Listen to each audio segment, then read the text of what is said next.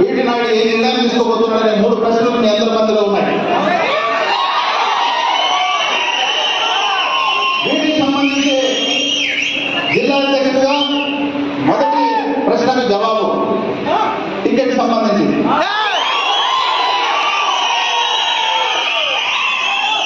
నాకు అధికారం ఉంటే ఇప్పుడే ఈ విషయాన్ని నేను అనౌన్స్ చేసేవాడిని. నాకు అధికారం లేదు. ఇది అనౌన్స్ చేయడానికి మీ అందరూ తెలుసు. జాతీయ అధ్యక్షుడైనటువంటి చంద్రబాబు నాయుడు గారు దీనికి సంబంధించి ఒక పద్ధతి పెట్టుకున్నారు. త్వరలో ఆయనే అనౌన్స్ చేస్తాడు. అయితే మీకు ఒక క్లూ ఇస్తున్నాను నేను. ఆ క్లూ ఏంటంటే నిన్నటి దినం మీ అందరి అభిమాన నాయకుడైనటువంటి జయనాగేశ్వర రెడ్డి గారిని తెలుగుదేశం పార్టీ అధినేత చంద్రబాబు నాయుడు గారు పిలిపించుకున్నారు. ఈయన పోయాడు. పోయిన వెంటనే చంద్రబాబు గారు అన్న మాటలు మీకు చెప్తున్నా. జయనాగేశ్వర రెడ్డి గారు నువ్వు ఎందుకు వచ్చావు, నువ్వు పోయి నీ పని చేసుకోకూడదా అని చెప్పారు.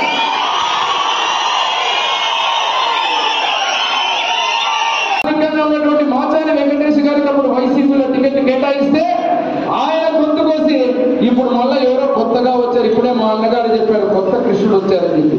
మరి కృష్ణుడు అనే బదులు ఈ రోజు శ్రీమతి రేణుక గారు ఇక్కడికి వచ్చారు.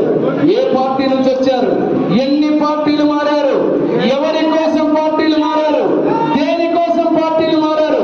ఇదే తెలుగుదేశం పార్టీలో గతంలో వైసీపీ నుంచి ఎన్నుకోబడిన మీరు ఎందుకు తెలుగుదేశం పార్టీకి వచ్చారు? ఎందుకు తెలుగుదేశం పార్టీ నుంచి మళ్ళీ ఈరోజు వైఎస్ఆర్ పార్టీకి పోతున్నారు? మీలా పార్టీలు మార్చేటువంటి కుటుంబం కాదు మా తండ్రి బివి మోహన్ రెడ్డి గారిని.